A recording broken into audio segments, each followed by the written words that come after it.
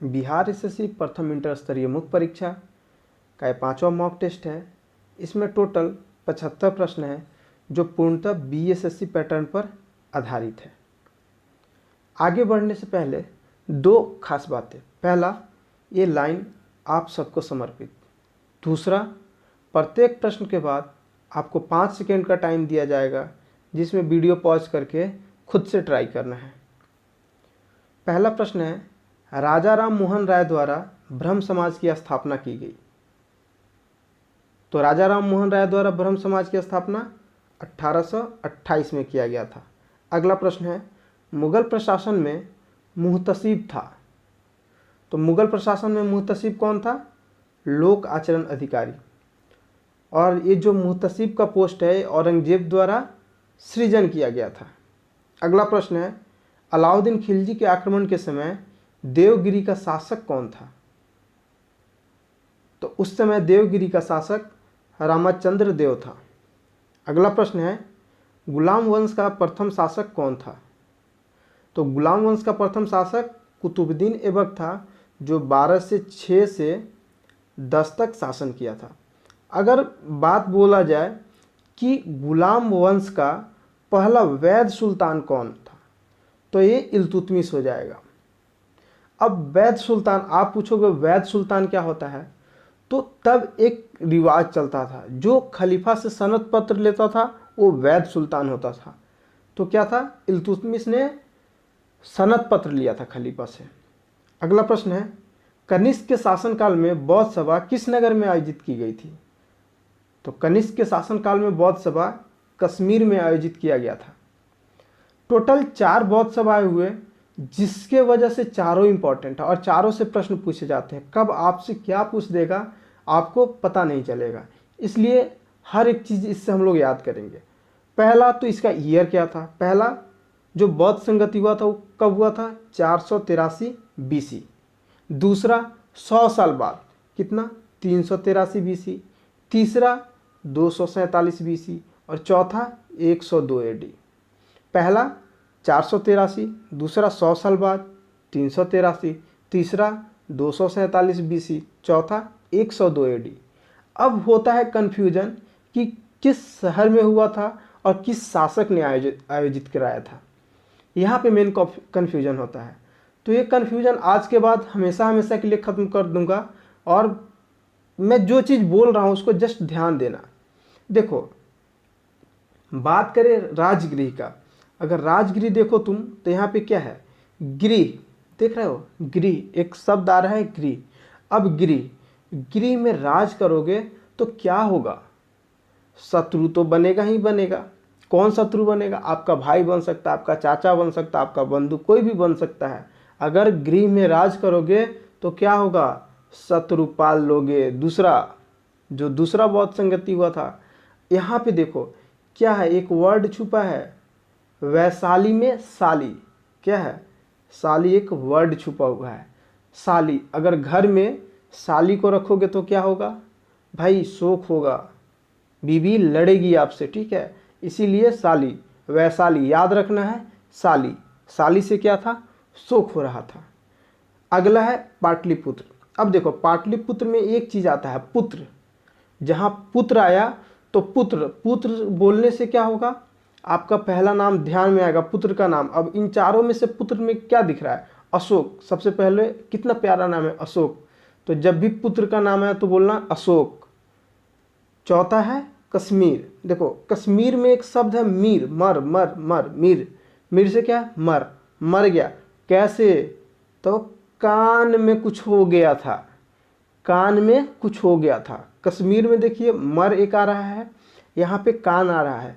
कोई बोल रहा है कि वो मर गया है, तो आप पूछे भाई क्यों मर गया है? तो बोले कान में कुछ हो गया था।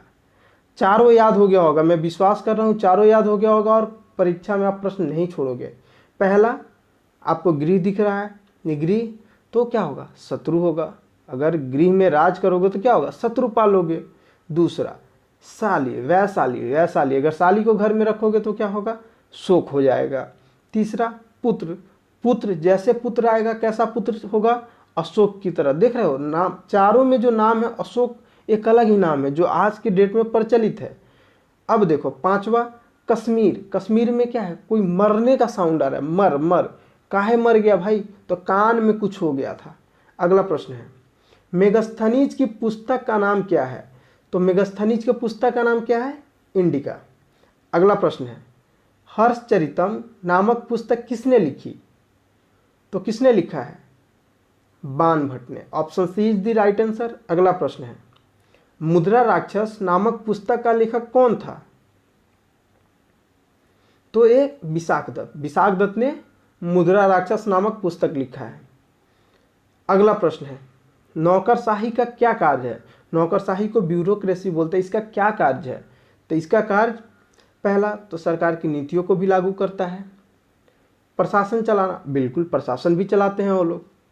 मंत्रियों की सहायता करना, बिल्कुल मंत्रियों को सहायता भी करते हैं, उनको सलाह भी देने का काम करते हैं। तो ये तीनों काम करते हैं, यानी आंसर डी उपयुक्त सभी हो जाएगा। अगला प्रश्न है, सत्यार्थ प्रकाश की रचना की गई थी, तो सत्यार्थ प्रकाश की रचना किसके द्वारा किया गया था, स्वामी दयानंद सरस्वती के द्वारा। अगला प्रश्न है, अनुशीलन समिति थी, अनुशीलन समिति क्या थी, यह एक क्रांतिकारी संगठन था। इसका गठन 1907 में बंगाल में किया गया था। दो लोग मिलकर इसका स्थापना किए थे, वरिंदर कुमार घोष और भूपेंद्र दत्त ने। 1907 बहुत इंपॉर्टेंट है, मॉडर्न हिस्ट्री जब आप पढ़ोगे तो बहुत इंपॉर्टेंट है। क्यों, तो इसी समय इसका कांग्रेस का विभाजन हुआ था, गरम दल और नरम दल में। अगला प्रश्न है, सुरक्षा प्रकोष्ठ रिंग फेंस की नीति किससे संबंधित है, तो ये वारेन हेस्टिंग से संबंधित है। Option A is the right answer. अगला प्रश्न है, all India trade union Congress का प्रथम अध्यक्ष कौन था, तो जो all India trade union Congress का प्रथम अध्यक्ष ये लाला लाजपत राय थे।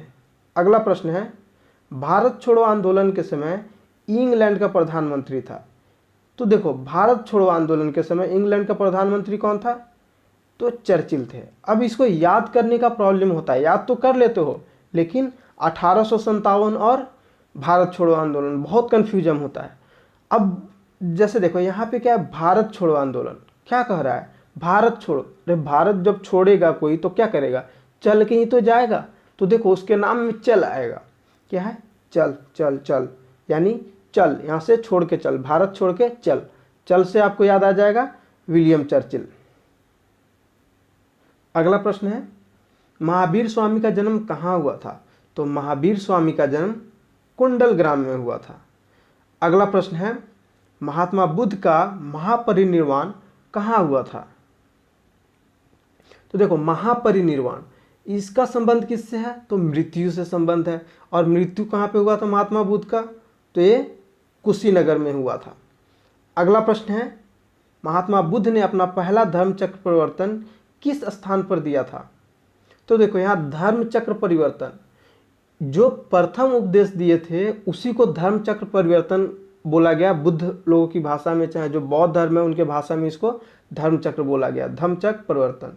तो कहाँ पे दिए थे, सारनाथ में दिए थे। अगला प्रश्न है, मगध की प्रथम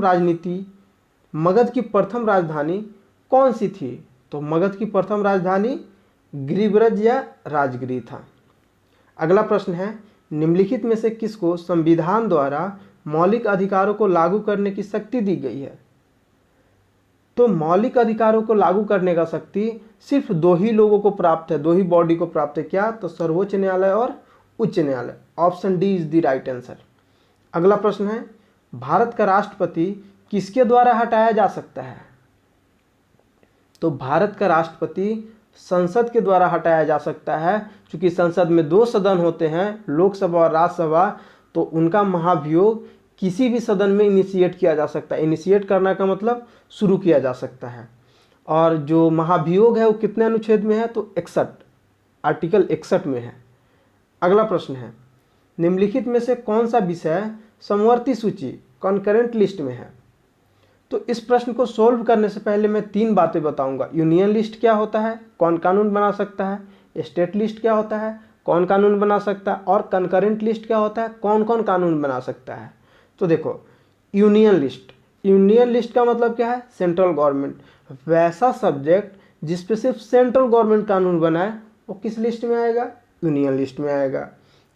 स्टेट लिस्ट, वैसा सब्जेक्ट जिसपे सिर्फ राज्य सरकारें कानून बना सकती है वो किस में आएगा, स्टेट लिस्ट में आएगा। और कंकरेंट लिस्ट क्या होता है, वैसी सब्जेक्ट जिसपे राज्य सरकार भी कानून बना रही है और भारत सरकार भी कानून बना रही है, तो क्या होगा, समवर्ती सूची कहलाएगा, कंकरेंट लिस्ट कहलाएगा।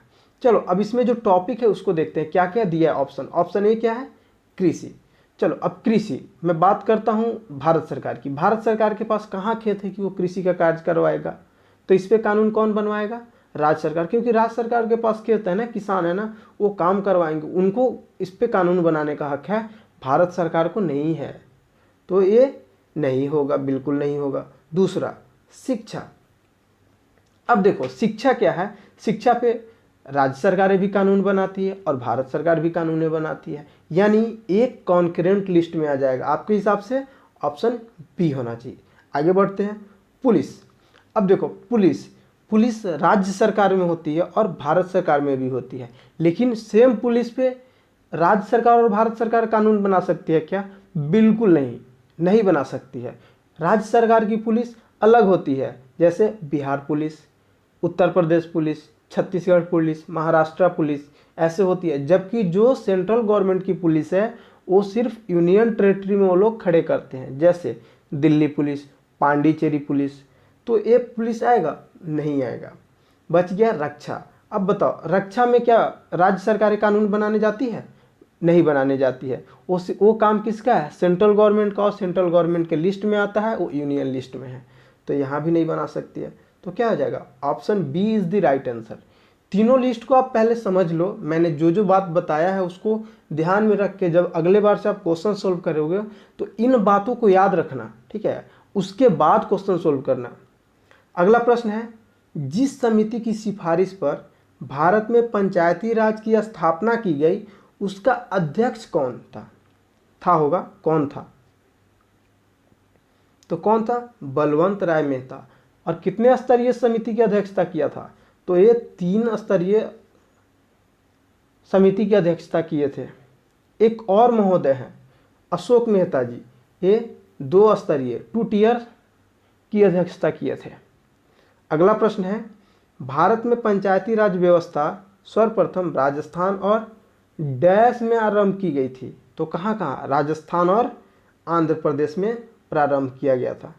अगला प्रश्न है, राज्यसभा में राष्ट्रपति द्वारा कितने सदस्य मनोनीत किए जाते हैं, तो राज्यसभा में राष्ट्रपति द्वारा टोटल 12 सदस्य मनोनीत किए जाते हैं। अच्छा, वो 12 सदस्य होते कौन कौन से हैं और कहाँ कहाँ से आते हैं, तो 12 सदस्य होते हैं arts, literature, science, social services और एक और चीज़ जुड़ गया है, स्पोर्ट्स। इन सब में अतुलनीय योगदान जो देते हैं उनको हम लोग राज्यसभा में मनोनीत करते हैं। अभी स्पोर्ट्स कुछ दिन पहले ही जुड़ा है, तो यहाँ से सचिन तेंदुलकर जो एग्जाम्पल है वो राज्यसभा में आए थे सांसद बन के। दूसरा लोकसभा में 2 लोग मनोनीत किए जाते हैं। लोकसभा में वो 2 लोग कौन होते हैं, एंग्लो इंडियन होते हैं। कौन लोग होते हैं, एंग्लो इंडियन। अच्छा, सबसे बड़ा कन्फ्यूजन होता है एंग्लो इंडियन कौन है, हम भी तो इंडियन है भाई, वो एंग्लो इंडियन कौन है, तो मैं आज बता दे रहा हूँ, आज के बाद आप जिंदगी में कभी नहीं भूलोगे। वैसे भारतीय जो पहले अंग्रेज थे, वैसे भारतीय जो पहले अंग्रेज थे, ठीक है, वैसे भारतीय जो पहले अंग्रेज थे लेकिन अब भारत का नागरिकता प्राप्त कर लिए हैं, उन्हीं को एंग्लो इंडियन बोलते हैं। वैसे 2 लोगों को लोकसभा में मनोनीत किया जाता है। अगला प्रश्न है, पंचायत के चुनाव कराने हेतु निर्णय किसके द्वारा लिया जाता है, तो पंचायत के चुनाव कराने हेतु निर्णय राज्य सरकारें लेती है। अगला प्रश्न है, भारत के संविधान का निम्नलिखित में से कौन सा अनुच्छेद प्रेस की स्वतंत्रता से संबंधित है, तो प्रेस की स्वतंत्रता से कौन अनुच्छेद संबंधित है, ये अनुच्छेद 19 जो अनुच्छेद है प्रेस की स्वतंत्रता से संबंधित है।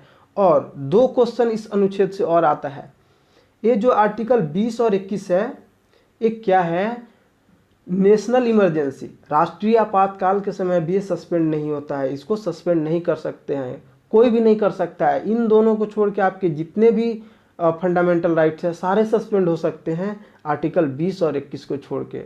इसमें जो भी बातें बोला गया है वो आपको मिलते रहेगा, चाहे देश में नेशनल इमरजेंसी ही क्यों ना लगा हो। अगला प्रश्न है, निम्नलिखित में से किस संविधान संशोधन अधिनियम को लघु संविधान यानी मिनी कॉन्स्टिट्यूशन कहा गया था? तो किसको कहा गया मिनी कॉन्स्टिट्यूशन? तो 42वां संविधान संशोधन है, उसी को मिनी कॉन्स्टिट्यूशन कहा गया है। अच्छा, मिनी कॉन्स्टिट्यूशन क्यों कहा गया है? तो सबसे बड़ी चीज है कि इसमें बहुत सारे बदलाव कर दिए गए थे। मैं बता रहा हूं, आप गिन के देखो कितने सारे बदलाव किए गए थे। पहला बदलाव तो क्या हुआ था, 10 फंडामेंटल ड्यूटी, मतलब मौलिक कर्तव्य हम सबको थोप दिया गया था, ठीक है। दूसरा, जो मौलिक कर्तव्य था वो कहाँ पे जोड़ा गया था, किस अनुच्छेद में जोड़ा गया था? तो पार्ट 4A भाग 4 के अ में जोड़ा गया था, ठीक है। और अनुच्छेद कौन सा था? तो अनुच्छेद 51A था। दूसरा, प्रस्तावना में 3 शब्द धर्मनिरपेक्ष, समाजवाद और अखंडता जोड़ा गया था। प्रस्तावना में क्या क्या जोड़ा गया था? समाजवाद, धर्मनिरपेक्ष और अखंडता। तीसरा, जो राष्ट्रपति हैं उनको मंत्रिपरिषद का सलाह मानने के लिए बाध्य किया गया था। चौथा, लोकसभा विधानसभा का कार्यकाल 5 साल से बढ़ाकर 6 साल कर दिया गया था। पांचवा, जो संसद में कोरम व्यवस्था है उसको समाप्त कर दिया गया था। अच्छा, कोरम व्यवस्था क्या है? तो वह मिनिमम नंबर ऑफ एमपी, मतलब जो सांसद महोदय होते हैं वो कम से कम नंबर जितना को बैठा के संसद में मीटिंग स्टार्ट किया जा सकता है, संसद की कार्यवाही स्टार्ट किया जा सकता है, उसी को कोरम बोलते हैं। तो कोरम कितना होता है? 1/10 होता है। इसका व्यवस्था समाप्त कर दिया था, कोरम का कोई यूज नहीं था। 2 लोग भी आएंगे, संसद की कार्यवाही होगी, ऐसा कर दिया गया था। फिर क्या हुआ था, जो डीपीएसपी था, directive principle of state policy, जिसको राज्य के नीति निर्देशक तत्व तो बोलते हैं, उसको जो मौलिक कर्तव्य हैं, मौलिक अधिकार हैं, उससे ऊपर रखा गया था। मतलब DPSP more important than fundamental right, fundamental right से ज़्यादा इम्पॉर्टेंट बता दिया गया था राज्य के नीति निर्देशक तत्व को। अब बताओ, इतने सारे चेंजेस हो गए तो लोग क्यों ना बोले, तो इसको बाद में मिनी कॉन्स्टिट्यूशन के नाम से जाना जाने लगा। अच्छा, ये 42वां संविधान संशोधन कब हुआ था? तो 1976 में हुआ था, और 44वां तो 1978 में हुआ था, ठीक है। आगे बढ़ते हैं, अगला प्रश्न है। चलो अगले प्रश्न पे चलने से पहले, ये भारतीय संविधान का प्रस्तावना है, ठीक है। इसको आप सब पढ़ोगे, हम भारत के लोग, भारत को संपूर्ण प्रभुत्व संपन्न, ये पूरा पढ़ोगे, 4-5 बार पढ़ोगे, यहां से डायरेक्ट क्वेश्चंस आते हैं। अगला प्रश्न है, भारत में चालू मूल्यों पर प्रति व्यक्ति न्यूनतम आय वाला राज्य कौन सा है? तो ये अपना प्यारा बिहार है। अगला प्रश्न है, निम्नलिखित प्रत्यक्ष करों में से किस कर से सरकार को अधिकतम राजस्व की प्राप्ति होती है? तो सरकार को अधिकतम राजस्व की प्राप्ति कॉर्पोरेट टैक्स से होता है, निगम कर से होता है। अगला प्रश्न है, भारत में सबसे अधिक कॉफी उत्पन्न करने वाला राज्य कौन सा है? तो भारत में सबसे अधिक कॉफी उत्पन्न करने वाला राज्य कर्नाटक है। अगला प्रश्न है, भारत में जनसंख्या वृद्धि के इतिहास में कौन सा वर्ष महाविभाजन का वर्ष यानी ग्रेट डिवीजन ईयर कहलाता है? तो ये कौन सा है? 1921 का वर्ष, इसी को ग्रेट डिवीजन ईयर, महाविभाजन का वर्ष कहते हैं। अगला प्रश्न है, निम्नलिखित में से कौन सा एक राजकोषीय नीति फिस्कल पॉलिसी का उपकरण नहीं है? चलो, फिस्कल पॉलिसी क्या होता है? तो फिस्कल पॉलिसी में बता रहा हूं, जब इन्फ्लेशन और डिफ्लेशन को कंट्रोल करने के लिए जिस टूल को सरकार यूज करती है उसी को फिस्कल पॉलिसी बोलते हैं।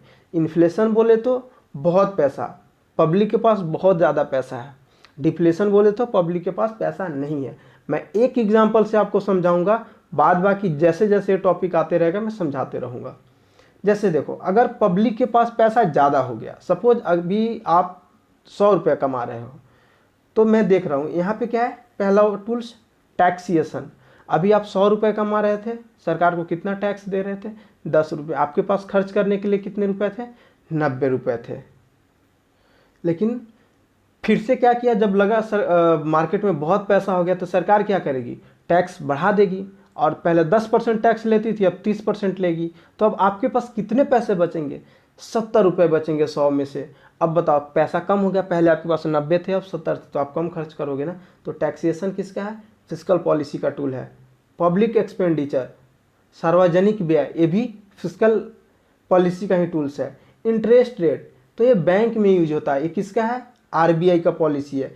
तो क्वेश्चन में भी यही कहा गया था, निम्नलिखित में से कौन सा एक राजकोषीय नीति का उपकरण नहीं है, तो क्या है, ब्याज दर, ये राजकोषीय नीति का टूल्स नहीं है। फिजिकल, मैं बोला फिजिकल पॉलिसी के 4 उपकरण है, टूल्स है। पहला तो टैक्सेशन, दूसरा पब्लिक एक्सपेंडिचर, तीसरा पब्लिक डेब्ट्स, और चौथा है, ये हो गया चौथा, इन्वेस्टमेंट एंड डिसइन्वेस्टमेंट पॉलिसी। याद रखना, चारों कहीं ना कहीं क्वेश्चन में मिलते ही रहेगा। अगला प्रश्न है, जैसे जैसे अर्थव्यवस्था विकसित होती है, राष्ट्रीय आय में तृतीय क्षेत्र टर्सरी सेक्टर का अंश, तो टर्सरी सेक्टर का अंश क्या होता है, बढ़ता जाता है। अगला प्रश्न है, आर्थिक नियोजन इकोनॉमिक प्लानिंग किस विषय में, अब बताओ। आर्थिक नियोजन, तो आर्थिक नियोजन राज्य सरकारें भी कर सकती है और भारत सरकारें भी कर सकती है। तो किस लिस्ट में आना चाहिए, समवर्ती सूची में आना चाहिए। Option C is the right answer. अगला प्रश्न है, जम्मू एवं कश्मीर के राज्यपाल की नियुक्ति कौन करता था। तो देखो, अब तो 2 यूनियन टेरेटरी केंद्र शासित प्रदेश बन गए हैं, तो इससे पहले के रिस्पेक्ट में सोचो, तो उस समय वहाँ के राज्यपाल की नियुक्ति भारत के राष्ट्रपति करते थे। अगला प्रश्न है, शारदा मणि कौन थी। तो शारदा मणि कौन थी, रामकृष्ण परमहंस की पत्नी थी, रामकृष्ण परमहंस की पत्नी। अगला प्रश्न है, अंग्रेजी भारतीय सेना में चर्बी वाले कारतूसों से चलने वाली एनफील्ड राइफल कब शामिल की गई थी। तो ये जनवरी 1857 में शामिल किया गया था।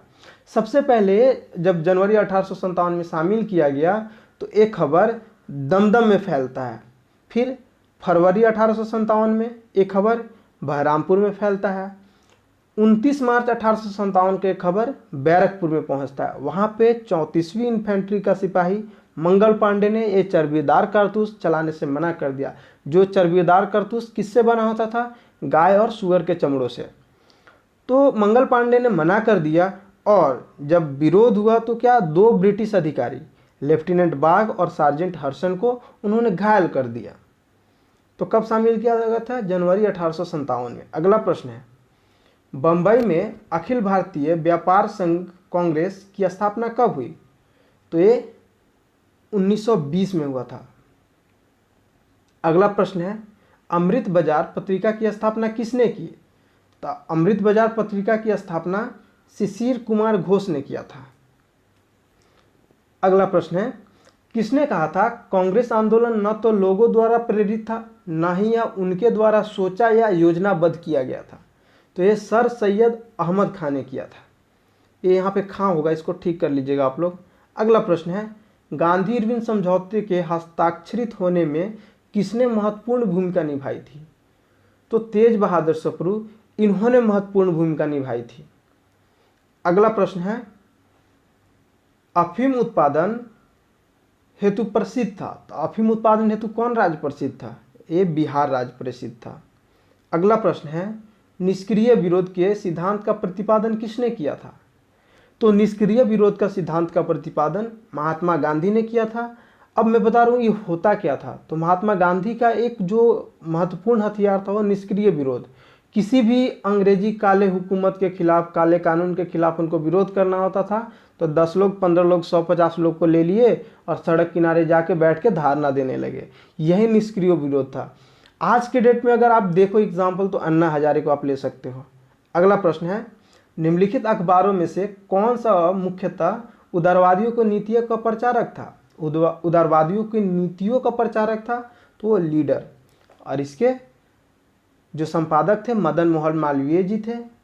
बात करते हैं न्यू इंडिया, यंग इंडिया और फ्री प्रेस जर्नल। ये सब तो ठीक है, आप कंफ्यूज हो तो न्यू इंडिया और यंग इंडिया, तो आज के बाद आपकी कंफ्यूजन बिल्कुल ही खत्म हो जाएगी। देखो, न्यू इंडिया और यंग इंडिया, क्योंकि ये गांधी जी का देश था, गांधी जी लड़ रहे थे, आज़ादी के लिए लड़ाई लड़ रहे थे। अब होता क्या, उस टाइम गांधी जी यंग थे तो वो भी अपना पत्रिका छापते थे, तो वो क्या रख दे, यंग पत्रिका, यंग थे तो यंग पत्रिका के नाम से छाप दिए। जबकि एनी बेसेंट क्या थी, दूसरे देश की थी, अपने इंडिया में आई थी और आज़ादी की लड़ाई में सहयोग कर रही थी, तो उसके लिए इंडिया तो नया था, कुछ जानती नहीं थी, इसलिए उसने लिखी न्यू इंडिया। अब आप कन्फ्यूजन बिल्कुल भी नहीं कन्फ्यूज होगा, जैसे बोलेगा न्यू इंडिया बोलेगा बिल्कुल नई थी और आके यहाँ पे लड़ाई में हेल्प कर रही थी, तो न्यू इंडिया। यंग इंडिया कौन है भाई, तो यंग इंडिया कौन है, अपने गांधी जी हैं, उस समय यंग थे, 2-2 घंटे तक कंघिए करते रहते थे। अब free press journal, free press जो जर्नल है, इसके जो संस्थापक थे, संपादक थे, वो स्वामी सदानंद जी थे। अगला प्रश्न है, वह कौन सा कांग्रेस अध्यक्ष था जिसने क्रिप्स मिशन व लॉर्ड वेवेल दोनों से वार्ताएं की। तो सबसे पहले तो इसमें जानना पड़ेगा एक क्रिप्स मिशन और लॉर्ड वेवेल वार्ताएं कब हुआ था। तो क्रिप्स मिशन कब हुआ था, 1942 में, और लॉर्ड वेवेल 1945 में। दूसरा जो इसका राइट आंसर है वो ऑप्शन है अबुल कलाम आज़ाद। तो अब ये जानना पड़ेगा कि जब ये 42 और 45 में हुआ था तो ये कब से कब तक रहे हैं, उसके अध्यक्ष रहे हैं। तो ये 1940 से 1946 तक आईएनसी के अध्यक्ष रहे हैं, भारतीय राष्ट्रीय कांग्रेस के अध्यक्ष रहे हैं। इनसे 2 प्रश्न आते हैं। पहला, तो ये सबसे कम उम्र में भारतीय राष्ट्रीय कांग्रेस के अध्यक्ष बन गए थे या सबसे कम उम्र का अध्यक्ष थे। तो कौन सा सेशन था जहाँ के अध्यक्ष बने थे, तो दिल्ली अधिवेशन था, 23वां अधिवेशन दिल्ली, उसमें ये बने हुए थे। उस समय सबसे कम उम्र के, या भारतीय राष्ट्रीय कांग्रेस के इतिहास में ये सबसे कम उम्र के अध्यक्ष बने थे। दूसरा, सबसे लंबे समय तक ये अध्यक्ष बने रहे हैं। अगला प्रश्न है, कम्युनल अवार्ड या सांप्रदायिक अवार्ड और पूना पैक्ट में क्रमशः दलित वर्ग के लिए कितने सीटें दी गई थी। तो इसमें क्रमशः 71 व 148 सीटें दिया गया था। अगला प्रश्न है, निम्नलिखित उद्योगपतियों में कौन लंबे समय तक एआईसीसी के खजांची रहे तथा 1930 में जेल भी गए। तो कौन है, Jamnalal Bajaj. Option B is the right answer. अगला प्रश्न है, वर्ष 1899 से 1900 के मुंडा क्रांति का नेता कौन था। तो मुंडा क्रांति के नेता कौन थे, बिरसा मुंडा। अगला प्रश्न है, अखिल भारतीय किसान सभा के प्रथम सत्र की अध्यक्षता किसने की थी। तो ये स्वामी सहजानंद किए थे। अब अखिल भारतीय किसान सभा के प्रथम सत्र की बात किया जा रहा है तो 2 चीज़ है। पहले तो इसको जो कौन स्थापना किया, तो इसका स्थापना 2 लोग मिलके किए, स्वामी सहजानंद और एन रंगा। ये दोनों मिलके एनजी रंगा, ये एनजी रंगा होगा। एनजी रंगा और स्वामी सहजानंद दोनों मिलकर लखनऊ में 1936 में इसका स्थापना किए थे और प्रथम अध्यक्ष स्वामी सहजानंद जी थे। अगला प्रश्न है, 1955 ईस्वी में संथालों ने किस अंग्रेज कमांडर को हराया। तो ये मेजर बारो थे, इन्हीं को हराया था। अगला प्रश्न है, विद्युत उत्पन्न करने के लिए कौन सी धातु का उपयोग होता है। तो विद्युत उत्पन्न करने के लिए यूरेनियम धातु का उपयोग होता है। अगला प्रश्न है, गेहूं की खेती के लिए कौन सा उर्वरक अधिक मात्रा में प्रयोग करेंगे। तो गेहूं की खेती के लिए नाइट्रोजन उर्वरक का सबसे ज़्यादा मात्रा में प्रयोग किया जाता है। अगला प्रश्न है, चूहा मारने का जहर किस रासायनिक पदार्थ से बनता है। तो चूहा मारने का जहर पोटेशियम साइनाइड से बनता है। अगला प्रश्न है, पीतल में कौन सी धातुएं हैं। अब देखो पीतल जैसे बोले तो इसको 3 बार पढ़ो, पीतल पीतल पीतल, यानी कहीं ना कहीं सेंस आ रहा है ना, पीतल पीतल पीतल।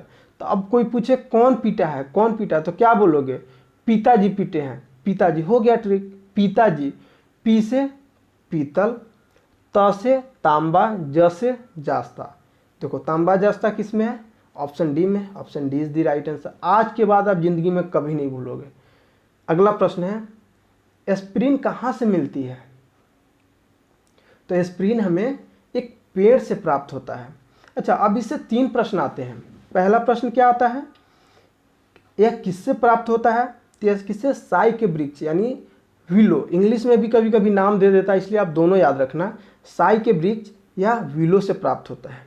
दूसरा, इसका रासायनिक नाम क्या है। तो इसका रासायनिक नाम क्या है, एसिटाइल सैलिसिलिक एसिड। तीसरा प्रश्न क्या आता है, यह कहाँ उपयोग किया जाता है। तो यह एंटीपायरेटिक एवं एनाल्जेसिक दोनों प्रकार के कष्ट का निवारण हेतु उपयोग किया जाता है। अगला प्रश्न है, मायोग्लोबिन में कौन सी धातु होती है? तो मायोग्लोबिन में लोहा होता है। अगला प्रश्न है, हाइड्रोजन को जलाने से क्या बनेगा?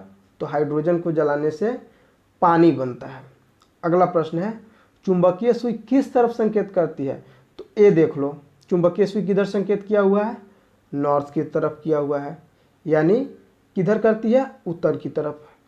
अगला प्रश्न है, महासागर में ऊंची जल तरंगे कैसे उत्पन्न होती है?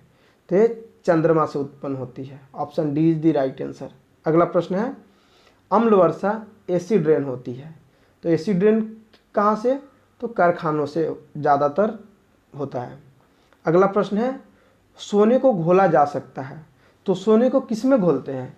तो सोने को जिसमें घोलते हैं उसका नाम है अम्लराज। अम्लराज किस चीज़ का बना होता है? तो 3HCl और एक HNO3, यानी 3 भाग हाइड्रोक्लोरिक एसिड और 1 भाग nitric acid. Option C is the right answer. अगला प्रश्न है, श्वेत प्रकाश को नली से कैसे पैदा करते हैं? तो श्वेत प्रकाश को नली से फाइबर को गर्म करके, यानी तंतु को गर्म करके पैदा करते हैं। अगला प्रश्न है, किसी कमरे को ठंडा किया जा सकता है। तो किसी कमरे को कैसे ठंडा किया जा सकता है? संपीड़ित गैस को छोड़ने से। जो आप एयर कूलर देखते हो तो उसमें भी यही सब चीज़ होता है, संपीड़ित गैस को छोड़ के ही रूम को ठंडा करता है वो भी। अगला प्रश्न है, प्रकाश में 7 रंग होते हैं, रंगों को अलग करने का क्या तरीका है? तो रंगों को अलग करने का क्या तरीका है? प्रिज्म से उसको गुजार दो, अलग अलग रंग खुद हो जाएगा, यानी एक प्रिज्म से रंगों को अलग अलग किया जा सकता है। अगला प्रश्न है, लोलक की कालावधि टाइम पीरियड किस पे निर्भर करता है? चलो इसको देखते हैं फॉर्मूला से किस पे डिपेंड करता है। देखो, आवर्तकाल टाइम पीरियड क्या होता है? 2π√L/G। अब बताओ, यहाँ 2 भी क्या है? कांस्टेंट है। पाई का मान 22/7 या 3.14 होता है, ये भी कांस्टेंट हो गया। जी का वैल्यू कितना होता है? 9.8, ये भी कांस्टेंट है। यानी टी डायरेक्टली प्रोपोर्शनल क्या हो गया? √L। यानी जो टाइम पीरियड है किस पे निर्भर कर रहा है? एल बढ़ाओगे तो क्या होगा? टी भी बढ़ेगा, टी बढ़ाओगे तो एल भी बढ़ेगा। टाइम पीरियड सिर्फ एल मीन्स लेंथ, लंबाई पे निर्भर कर रहा है। अब देखो यहाँ पे ऑप्शन ए क्या कर रहा है? द्रव्यमान के ऊपर निर्भर करता है। द्रव्यमान कहीं वहाँ पे देखा था? मास नहीं था, यानी इस पे तो बिल्कुल भी नहीं करता है। लंबाई के ऊपर निर्भर करती है, तो हाँ जी बिल्कुल करता है। अगला देखो, समय के ऊपर, तो समय का तो वहाँ कहीं जिक्र नहीं था। फिर तापक्रम, तो तापक्रम का भी कहीं जिक्र नहीं था। सिर्फ किसी भी लोलक की काल अवधि टाइम पीरियड सिर्फ और सिर्फ लंबाई पर डिपेंड करता है। आगे बढ़ते हैं। अगला प्रश्न है, तैरने के तालाब में तैरने से मनुष्य की त्वचा जल जाती है, क्यों? तो जब आप स्विमिंग पूल में तैरने जाते हो तो आपकी त्वचा क्लोरीन के कारण जल सकती है, इसीलिए आप बहुत तुम लोग ख्वाब पाल रखे हो। मुझे पता है, पहले क्या सोचते हो? नौकरी ले लेंगे, अच्छे शहर में जाएंगे, वहाँ पे क्या होगा? अपार्टमेंट में लेंगे, स्विमिंग पूल में नहाएंगे। इतने ख्वाब मत पालो यार, ये सब नौकरी तक तो ठीक है, लेकिन ये स्विमिंग पूल में नहाना, आपकी त्वचा जल सकता है, आपकी त्वचा खराब हो सकते हैं, बहुत सारी चीज़ है। आप यूज़ कर तो ख्वाब पालो, लेकिन अच्छा वाला, ये स्विमिंग पूल में नहाने वाला नहीं। खुद स्विमिंग पूल बनाओ और एक आध बार डुबकी लगा लो, ठीक है? ये देख लो, ये स्विमिंग पूल है। अगला प्रश्न है, जब वैद्युतिक ऊर्जा गति में परिवर्तित होती है तब क्या होता है? 30% ऊष्मा की हानि होती है। अगला प्रश्न है, शक्कर के किण्वन से क्या बनता है? तो शक्कर के किण्वन से इथाइल अल्कोहल बनता है। अगला प्रश्न है, निम्नलिखित में से किस विटामिन में कोबाल्ट होता है? तो कोबाल्ट किस विटामिन में होता है? Vitamin B12।